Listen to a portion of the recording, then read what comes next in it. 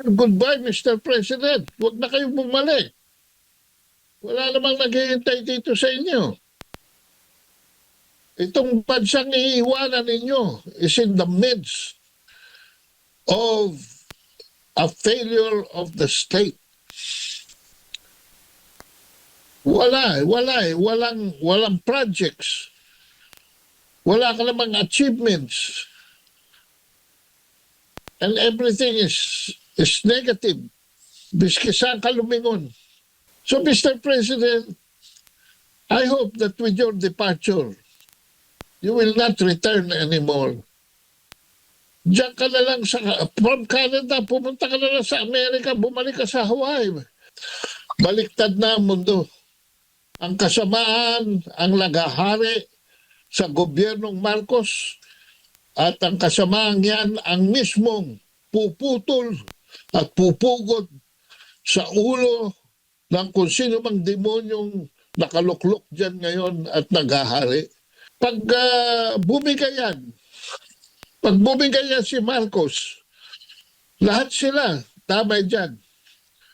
Kaya pangangatawanan na nila ang bendalo. Pangangatawanan nila ang pag-seal sa karapatan ng tao. Pangangatawanan nila ang tuluyang pagnanakaw. Wala na silang choice eh. Ano bang masasabi mo dito sa ginawang pagtitipon ngayon dyan po sa EDSA People Power Monument? Ang nakikita ko dito ay isang paghihinog ng panahon. Hindi na nila maiiwasan ito. At kung ito ay mamimaintain, dadami ang pupunta dyan. Magkukusa na. Hindi na pwede nilang salain ito eh. Kung baga, ganyan din na nangyari noong People Power noong 1986 kung saan ako'y nandyan sa mismong corner na yan ng Katipunan at kapig-bisig kami ng mga madre, mga religious groups namin sa Couples for Christ noon at saka Brotherhood of Christian Businessmen. Pero nakikita ko ngayon ay wala sila. At para bang politicize ang kanilang partisipasyon. Kaya ako'y labis na nagpapasalamat sa Iglesia ni Cristo sa kanilang katapangan, sa kanilang pagdulog sa hinaing ng sambayanan. Sa ganitong panahon, naghihintay na lang tayo ng trigger eh. Ang Malacanang, alam ko, nanginginig na mga tuhod niyan eh. Baka may every 5 minutes, nasa jumijingle na yung mga yan. Hindi na maintindihan kung anong gagawin nila eh. Kahapon, sinabi nila na hindi raw sila natatakot, keso compose, pero grabe ang harang sa Ayala Bridge. Obviously, to prevent the people doon sa Liwasang Bonifacio, na pumunta sa Malacanang. Pagkayang dami na yan, 1, 2, naging 250,000 at yan ay nagmarcha. Hindi na yan na narinig ko kanina yung pahayag ng kapulisan na logistics, protection. Ginagawa nila ang kanilang tungkulin. Pero pagkaya na nag-swell na sa numbers na nakita ko noong 1986, hindi na nila mapipigilan yan. At nung kami lumusog sa Malacanang, alam mo, ako'y nagpapasalamat na hindi na namin inabutan doon ng sino mang membro ng unang pamilya.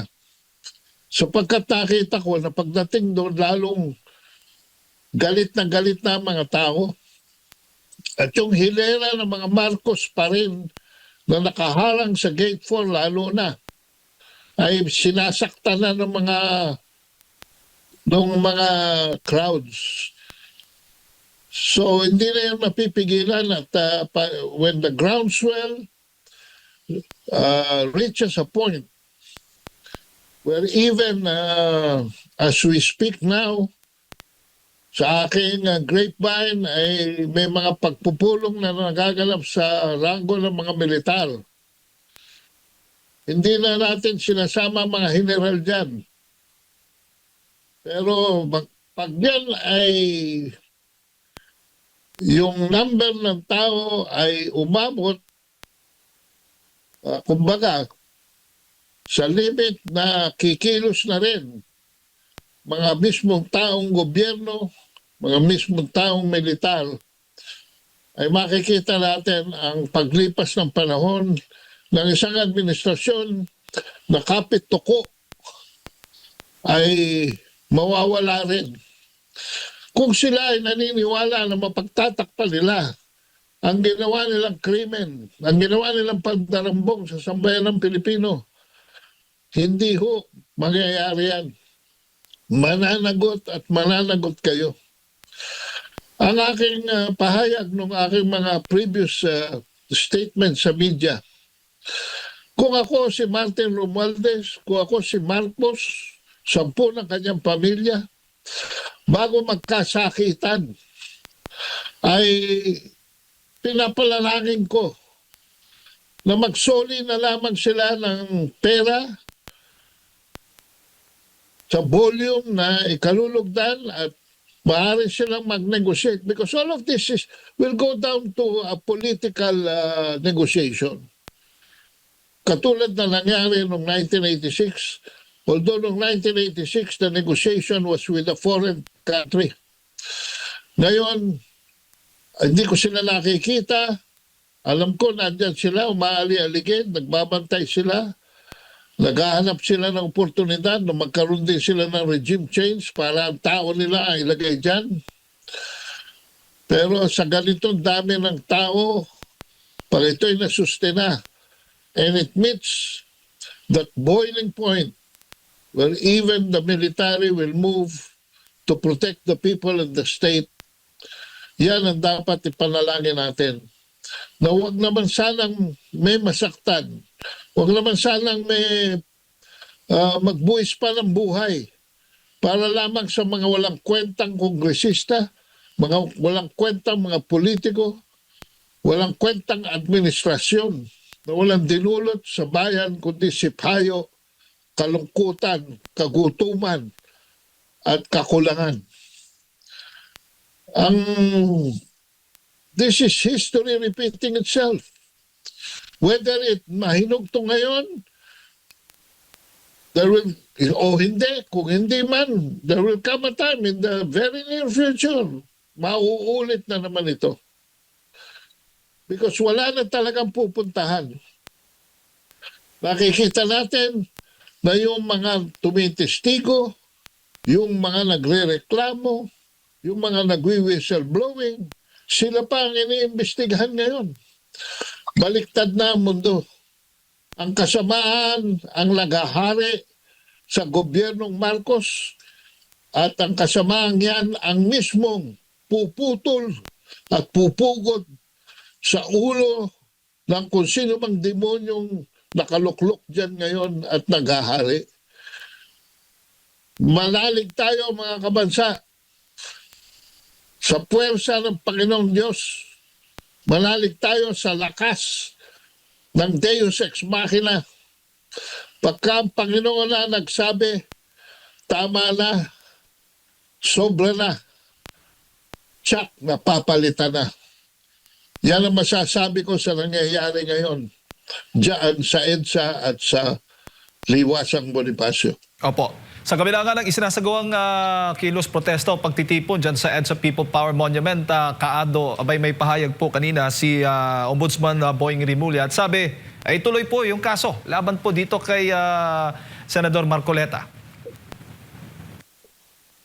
Wala naman silang magagawa na kundi kung ano yung nasimulan nilang kasamaan na itutuloy na nila Ito back to the wall na sila Kasi pag bumigay yan si Marcos, lahat sila damay dyan. Kaya pangangatawanan na nila ang bendalo. Pangangatawanan nila ang pag-seal sa karapatan ng tao. Pangangatawanan nila ang tuluyang pagnanakaw. Wala na silang choice eh. Their backs are to the wall and there is no exit strategy. Yan ang nakikita ko rito. Alam mo, pagka ang tigre ay nasukol, ha? Pagka na-corner na, halimbawa may tigre nakawala at nasukol, yan ang pinakadelikado. Dahil yan ay kakagat at papatayan. Wala pa tayong nakikita. Pero pag yan ay back to the wall na talaga at wala nang pupuntahan, diyan natin makikita ang kanibalism, ang kasamaan ng tao na nagmamanifest sa gobyernong ito. They twist the law. They make the complainants the criminals. Wala na eh. Sa buhatan, kaliwat kanan na eh. Ako'y nananawagan pa rin sa mga tulad ni Joel Villanueva. Nako, nagkamali ka ng pagkakatiwalaan. Kaya kung mahanga ako dito kay Alan Cayetano, mahanga ako dito kahit na demanda si Jinggoy, nakakatawanan niya lahat eh. Pero katulad ni Escudero, yung mga taong nagtitiwala kayo sa demonyo. Wow! Kayo ang may kasabihan eh. Kayo mga sumasakay sa likod ng tigre. Alam niyo ang mangyayari sa inyo? Sabi nga ni John F. Kennedy, those who ride the back of the tiger will end up inside the tiger. Yan ang mangyayari sa inyo. Saka naman nakakita, sa dami ng kongresista na tumanggap ng maleta, abay walang demanda. Pero itong dalawang congressman, si Libiste at saka na tumatayo sa katwiran at prinsipyo, ito yung sinisiil ng mayoriya. Anong klase na? What have become of our country? When Emmanuel Pelaez, after being shot by an assassin, was being brought to the operating room, biglang napadaan siya kay General Caringal. At mayroon siyang binulong kay General Caringal. General, what is happening to our country? Yan ang tanong ko sa mga general ngayon. Bakit ninyo pinababayaan na magkaganito ang sambayanan? Wala ng foreign investment. Ang kaliwa natin pa ay halos nasa gera na hindi naman natin gusto. Nakikipagtopo tayo sa mga militarist. Nakikipagtopo tayo sa mga puwersang pumapatay. Nakikipagdigmaan. Samantalang may choice naman tayo na doon tayo sa panig ng mga mapayapang bansa. Pumanig. Pero hindi, nagpapakaloko tayo. Nagpapakatuta tayo. Ano na ang nangyari sa atin, mga Pilipino? Matatanggap nyo ba, mga kabansa? Ang nangyari ngayon, nakarumal-dumal. Meron pa nagsabi, di tayo pasisiil. Ulul. Kayo ang sumisiil sa taong bayan.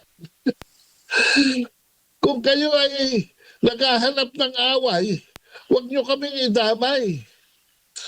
Hindi, itong bayan natin na hindi para buhayin lamang ang mga sundalo at mga utak pulbura. Ang national interest natin ay dapat katumbas ng kalagayan, katiwasayan ng 120 million Pilipinos. Hindi lamang yung mayayaman. Diyos ko, ang taas na ng Meralco. Pati ba naman yung ayuda na binibigay ninyo, isasampan nyo pa sa presyo ng kuryente. So it's all over. Economically, socially. Ang kabataan is so scandalized that they are now also committing violence. Akala nyo ba isolated case yan? No. Pagka ang puno ng gobyerno ay magnanakaw lahat yan hanggang sa barangay. Kasi katwiran nila ay kung si Bossing ay nagpapakasasa, ay bakit hindi pa naman tayo makapakasasa din? Kung mga militar ay walang ginagawa para protektahan ang taong bayan. Mga kriminal magkakaroon ng lakas ng loob na lumabas. Maghasik ng droga sa lansangan.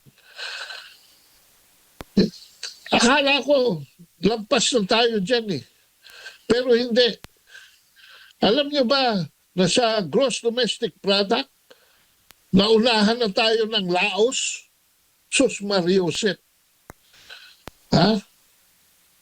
At ang Vietnam, doble ng gross domestic product natin. Anong ginagawa ng Vietnam? Anong ginagawa ng Indonesia? Anong ginagawa ng Malaysia? Anong ginagawa ng Laos na hindi natin ginagawa? Can you imagine? Yan ang nakikita ko ngayon eh. There is a total collapse of leadership. There is a vacuum right now. Alam niyo, delikado pag may vacuum. Anything can happen. Anything can happen. Dahil wala nang namumuno. Opo. Nanghihinayang ako dito kay Boying Rimulya, Sus Mariosep. Opo, Kaado, huli na lang bago po namin kayo bitawan. Ito pong si Pangulong Bongbong Marcos Jr. ay nakatagdang lumipad patungong Canada sa kabila o sa gitna nga po ng nangyayaring ngayong pagtitipon dyan po sa EDSA People Power Monument. At sa katunayan sa kasalukuyan nga ay nagkakaroon po siya ng kanyang talumpati o departure speech papunta pong Canada. Ano ho yung masasabi po ninyo? Huli na lang po. Goodbye, Mr. President. Huwag na kayong bumalik. Wala namang naghihintay dito sa inyo. Itong bansang iiwanan ninyo is in the midst of a failure of the state. Walang projects. Wala ka namang achievements. And everything is negative. Biski saan ka lumingon. Kausap ko kahapon isang jeepney driver. Ang sabi niya, 13 ho ang pasada ngayon. Ano ba naman yung 2 piso, idagdag nila para makaraos naman kami. Hindi naman, the commuter will not get poorer by 2 pesos. And we will not get any richer by another 2 pesos. Pero bakit gano'n? Nakikita natin. Ang mga oligarko pumapagagpag sa sobrang kita. Sa isang electric company, 50 billion pesos net profit, hindi pa sapat. Wala na akong mabiling ngayon. Gulay na 10 pesos sa isang tangkay. So, Mr. President, I hope that with your departure, you will not return anymore Diyan ka na lang from Canada, pumunta ka na lang sa Amerika, bumalik ka sa Hawaii. Mag-self-exile ka na lang. Kasi ako natatakot, baka may mangyari pa sa yung kapahamakan dito eh. Dahil wala ka naman talagang depensa eh. Dito sa nangyari sa bansa natin. Walang perang lalabas sa gobyerno kung hindi mo i-authorize at pipirmahan. Walang appropriation na magagawa. Wala rin perang lalabas sa National Treasury kung wala kang pirma, wala kang permiso. Eh bakit nakawala ang halos 2 trilyon para lamang dito sa mga flood control projects? Ano ba ang tingin mo sa amin? Mga patay gutom, mga hampas lupa, mga aso mo, na kung ano lang ang gusto mo. Meron pa akong video nakita. Sinasabi mo, hindi ko nga maintindihan kung paano tayo nakarating sa ganito. Naku naman, Mr. President. Pagka ganyan ang sinasabi mo, wala kang kapasidad mamuno. Very clear. Tapos yung itinalaga ng konstitusyon in case of your incapacity, pinapa-impeach mo pa. My gosh! Asa ang katapusan ng criminal mind ng gobyernong ito? Asan? Meron tayong mga taong gusto makatulong. The Department of Foreign Affairs, the Department of Tourism, the Department of Trade, nagtipon-tipon para lumakas ang ating turismo, tumaas ang ating trade, kundi man investment. Hindi na nga government to government ang usapan eh. People to people na eh. Pero on the other hand, anong ginagawa ng Defense Department? Sinasabotahe ang inisyatibo para pumasok ang mga turista. Para tumuloy-tuloy ang pag-aangkat, ang kalakal. Para pumasok ang investor. Bakit ganyan? Kayo mismo, sa gabinete, you have not put your act together. Because, ayan, iiwanan na naman tayo ng ating Pangulo. And we hope this time, wag na po kayong bumalik, Mr. President. Dahil wala naman kayong naitutulog. Ha? Mga taong hindi dapat ipakulong, pinapakulong nyo pa. Isang presidente na malapit ng matepok. Kinidnap nyo pa, pinadala nyo pa abroad sa isang foreign court para dun litisin. There is no more rhyme and reason in this administration. So give it up. I suggest you negotiate. Dahil political lang naman yan eh. Negotiate. Return money. After returning money to show good faith, negotiate. Substantial dapat ay susuli nyo. Dahil ang dami nyo nang nakuha. Hindi lang yung flood control eh. Uulitin ko pa ba dito, pati yung mga ginto, pinagkakitaan nyo. Bawat kilos ninyo, pera ang inaatupag nyo, hindi naman good governance. So saan pa kayo dadamputin? Mabuti na nga umalis na kayo para hindi na magkasakitan. Because the Constitution anyway has provided for your replacement. A constitutional replacement. Kasi sino yung vice presidente dyan? Kasi sino yung nakaupo dyan? I don't care kung ano apelido niyan. But the Constitution has provided for your replacement. A peaceful transition is all we are asking for. Wala na kayong maitutulong. Wala nang nagtitiwala sa inyo. kundi yung mga tao na gumagamit sa inyo